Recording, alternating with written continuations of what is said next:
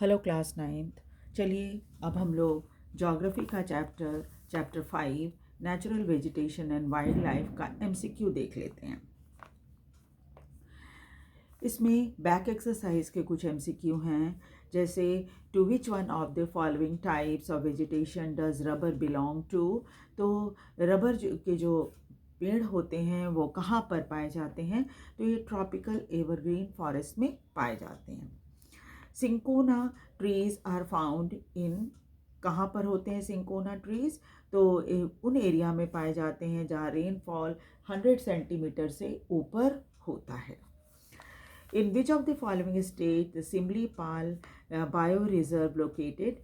तो Simlipal bio reserve जो है वो कौन से स्टेट में है, तो उड़ीसा में है। Which one of the following bioreserve of India is not included in the World Network of Bioreserve? तो ये पन्ना जो है ये वर्ल्ड का जो बायो रिजर्व बना है उसमें भारत का ये पन्ना जगह जो है वो नहीं है। बैम्बू, साल एंड शीशम। बैम्बू, साल एंड शीशम, ये साल है, साल का ट्री, शीशम, ये सभी के सभी जो पेड़ हैं वो ट्रॉपिकल डेसिडुअस फॉरेस्ट में पाए जाते हैं। उसके बाद देखिए sundari trees are found in Ganga Brahmaputra delta. Sundari trees जो है वो गंगा ब्रह्मपुत्र डेल्टा में पाई जाती है। इसमें मैंने टिक नहीं लगाया है, मैं लगा देती हूँ करेक्ट आंसर में। ये देखिए मैंने टिक लगा दिया है। गंगा ब्रह्मपुत्र डेल्टा जो है जिसको सुंदरबंस भी बोलते हैं, वहाँ पर सुंदरी ट्रीज पाई जाती हैं। उसके बाद Himalayas harbour hardy range of animal which survive in extreme cold, which one of the following is not found in the kind of atmosphere.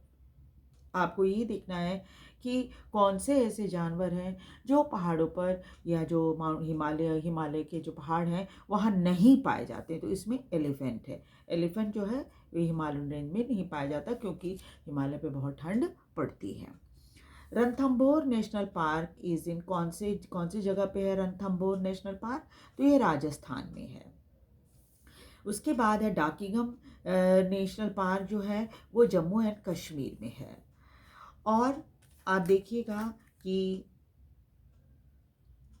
There are dash national park and dash wildlife sanctuary and zoological garden are set up to take care of natural habitat.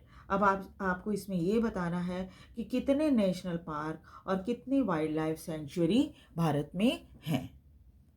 तो आप देखेंगे कि भारत में जो है वो 103 national parks हैं और 563 वाइल्ड लाइफ सेंचुरी हैं। ये तो थे आपके जो चैप्टर हैं उसका एमसीक्यू। अब चलिए हम लोग थोड़ा सा मैप देख लेते हैं ताकि मैप से आपको अंदाज़ा हो जाए कि कौन सा नेशनल पार्क कहाँ पर है। तो ये है आपके बुक में मैप बना हुआ, और कौन कौन से इम्पॉर्टेंट नेशनल पार्क हैं जो कि भारत में हैं, जिसमें डाकीगम देखिए जम्मू कश्मीर में है, राजा जी और कॉर्बेट दुधवा, ये सभी के सभी नेशनल पार्क जो हैं वो ये राजा जी और कॉर्बेट तो उत्तराखंड में है, लेकिन दुधवा है वो उत्तर प्रदेश में है। और यहाँ देखिए सरिस्का, केवला देव घाना और रणथंभौर ये राजस्थान में है। इसी तरह से बाकी सारे गिर जो है वो गुजरात में है, और बहुत सारे हैं जैसे सिमली पाल उड़ीसा में है। इसी तरह से और भी कई इम्पॉर्टेंट नेशनल पार्क हैं जिसके बारे में, और इसमें देखिए आपके स्टार बना हुआ है। ये सभी नेशनल पार्क हैं जिसमें ट्रायंगल बना हुआ है, और जिसमें ऑरेंज कलर का है ये वाइल्ड लाइफ सेंचुरी है, और ये जो स्टार बना हुआ है वो, ये जो स्टार वाले जितने हैं वो सभी के सभी क्या है, बर्ड सेंचुरी हैं। तो इस मैप को भी आपको बहुत ध्यान रखना है। जैसे इधर देखिए आप काजीरंगा नेशनल पार्क है जो कि आसाम में है ना। तो इस तरह से क्या है कि सभी नेशनल पार्क, बर्ड सेंचुरी और वाइल्ड लाइफ सेंचुरी का ये मैप है। ये बहुत ही इम्पॉर्टेंट मैप है और आप ध्यान रखिएगा, एग्ज़ाम में अक्सर मैप वर्क में ये चीज़ आ जाती है।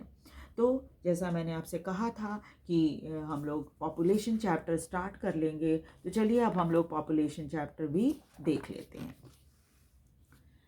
ये है आपका पॉपुलेशन चैप्टर। पॉपुलेशन मतलब आप समझते ही हैं, आबादी होती है।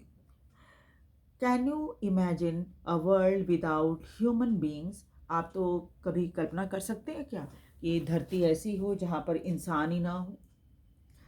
Who would you have utilized the who would have utilized the resources and created social and cultural environment? और इंसान ही एकमात्र ऐसा जीव है जो कि रिसोर्सेज को इस्तेमाल करता है और एक सामाजिक और सांस्कृतिक वातावरण बनाता है जिसमें सभी लोग एक साथ रहते हैं, सभी इंसान एक साथ रहते हैं। The people are important to develop the economy. इंसानों की तो ज़रूरत ज़रूर पड़ती है क्योंकि आर्थिक व्यवस्था इंसानों की वजह से ही हो पाती है।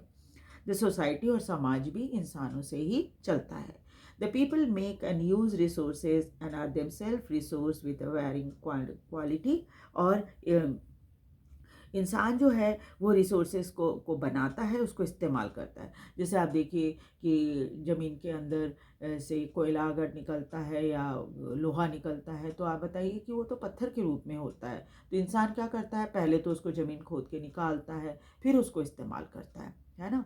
या फिर लोहा जो है उसको गलाता है पहले, उसके बाद उसमें अशुद्धियाँ जो होती हैं उसको बाहर निकाल देता है और शुद्धिकरण करने के बाद लोहे का इस्तेमाल अलग अलग रूपों में किया जाता है। तो यहाँ पर इसलिए इंसान को भी एक रिसोर्स कहा गया है विथ वेरिंग क्वालिटी। अलग अलग क्वालिटी होती है इसकी।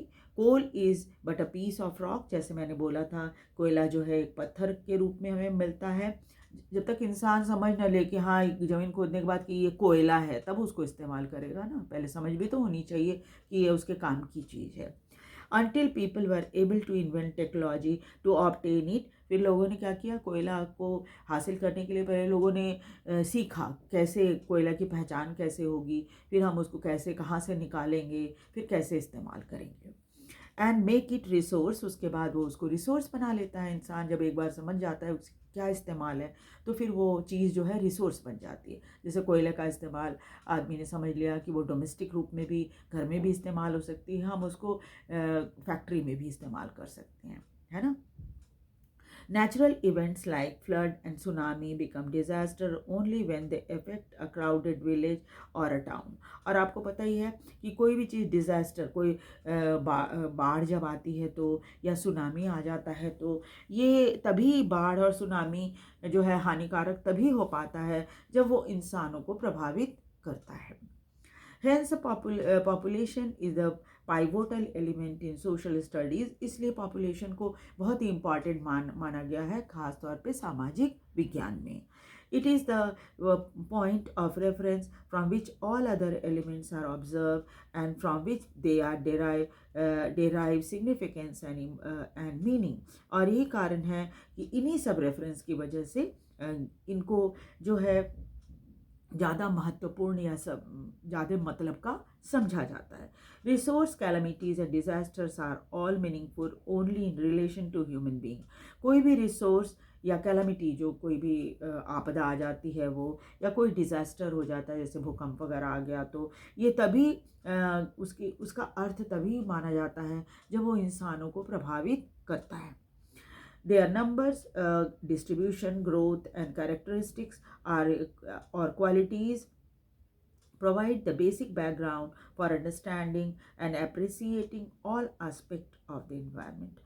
और कितने उनका नंबर, कहाँ कहाँ उसका प्रभाव पड़ा, कितना बढ़ा है इंसान, या कि उसकी कैरेक्टरिस्टिक क्या क्या है, ये सब क्वालिटी को देखते हुए हम उसके हर एस्पेक्ट के हिसाब से पर्यावरण या वातावरण में या इंसान की जो स्थिति है इस वातावरण में देखते हैं।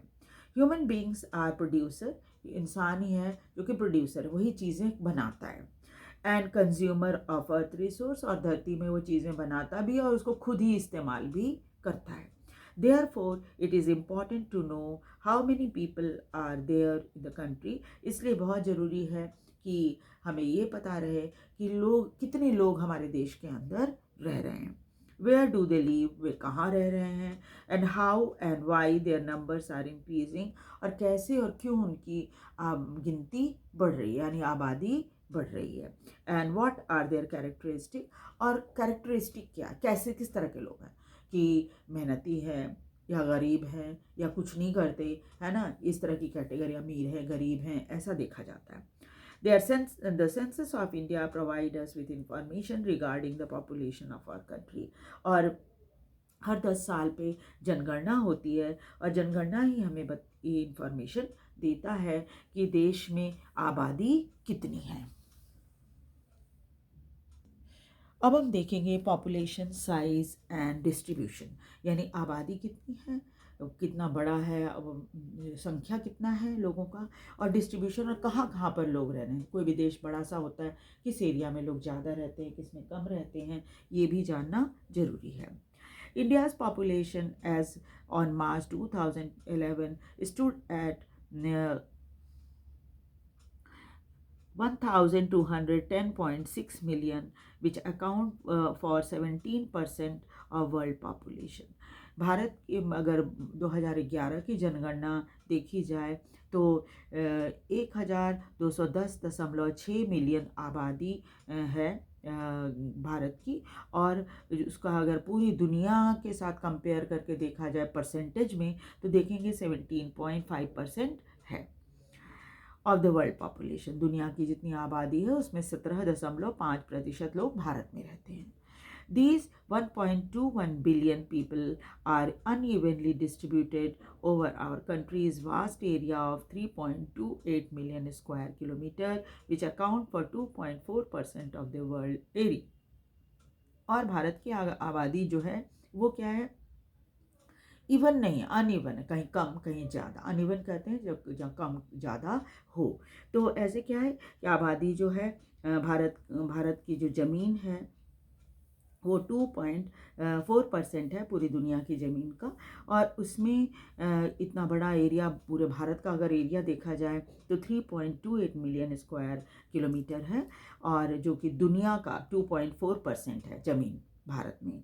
और यहीं पर इतनी आबादी यानी 1.2106 मिलियन लोग रह रहे हैं। जैसे फिगर 6.1 में दिखाया गया है, यहाँ देख लीजिए, फिगर भी देख लीजिए 6.1, इसमें देखिए कि पॉपुलेशन जो है रेस्ट ऑफ द वर्ल्ड, इतनी आबादी है, भारत में 17.5 मिलियन लोग। एरिया वाइज अगर देखा जाए तो पूरी दुनिया में 97.6% ज़मीन है, जिसमें से भारत में सिर्फ 2.4% ज़मीन है। पूरी दुनिया का में जितनी ज़मीन है उसका 2.4% भारत में है। उसके बाद देखिए 2011 census data reveal that Uttar Pradesh with population size of 199 million is most populous state in India. 2011 की जनगणना जो हुई उसमें ये देखा गया कि 199 मिलियन की आबादी के साथ यूपी जो है या उत्तर प्रदेश जो है वो सबसे घना आबादी के मामले में सबसे बड़ा राज्य है, यानी आबादी सबसे ज़्यादा है इसकी। Uttar Pradesh account for 16% of country's population, और पूरी भारत की अगर आबादी के हिसाब से देखा जाए तो 16% लोग जो है भारत के उत्तर प्रदेश में रहते हैं। On the other hand, Himalayan state of Sikkim has population of just 0.6 million. Lakshadweep has only 64,429 people. और इसके ठीक विपरीत आप देखिए हिमालय के करीब बसा हुआ एक राज्य है हमारा सिक्किम, और वहाँ की आबादी जो है सिर्फ 0.6 मिलियन है, और लक्षद्वीप में तो सिर्फ 64,429 लोग रहते हैं। Almost half of India's population live in just 5 state. पूरे भारत की अगर आबादी देखी जाए तो भारत की आबादी में लगभग आधी आबादी जो है 5 राज्यों में रहती है।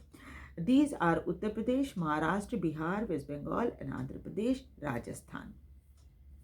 और अगर नहीं 5 राज्य है, Uttar Pradesh, Maharashtra, Bihar, then west Bengal and Andhra Pradesh. और अगर ये देखा जाए, ये 5 ही राज्य हैं, तो ये 5 राज्य जो हैं ये सबसे ज़्यादा आबादी वाले हैं। और अगर एरिया के हिसाब से किसी राज्य को माना जाए, तो एरिया के हिसाब से Rajasthan is the biggest in term of area के हिसाब से राजस्थान सबसे बड़ा राज्य है।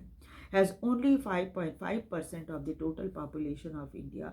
और यहाँ पर सिर्फ भारत की टोटल पॉपुलेशन का 5.5% लोग ही रहते हैं। यानी राजस्थान में भी आबादी कंपैरेटिवली इन 5 राज्यों से, उत्तर प्रदेश, महाराष्ट्र, बिहार, वेस्ट बंगाल और आंध्र प्रदेश से, राजस्थान की आबादी कम है।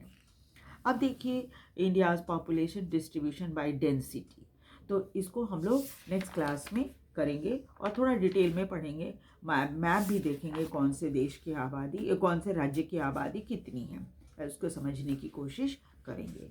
ठीक है, तो चलिए इससे भी रिलेटेड जो MCQ वगैरह है वो भी मैं बनाऊंगी, चैप्टर ख़त्म होने के बाद डाल दूंगी आपकी प्लेलिस्ट में, आप वहाँ से देख लीजिएगा। और अब तक जो भी मैंने समझाया है, मैं उम्मीद करती हूँ आपको चैप्टर समझ में आ गया होगा। और अगर नहीं आया तो आप मुझसे पूछ सकते हैं। मैं अपनी तरफ से पूरी कोशिश करूँगी कि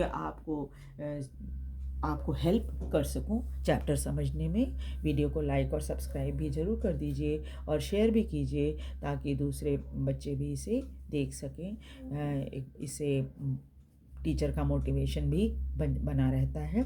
थैंक यू वेरी मच। एक बार फिर से रिक्वेस्ट है, वीडियो को लाइक और सब्सक्राइब भी ज़रूर कर दीजिए। Thank you very much.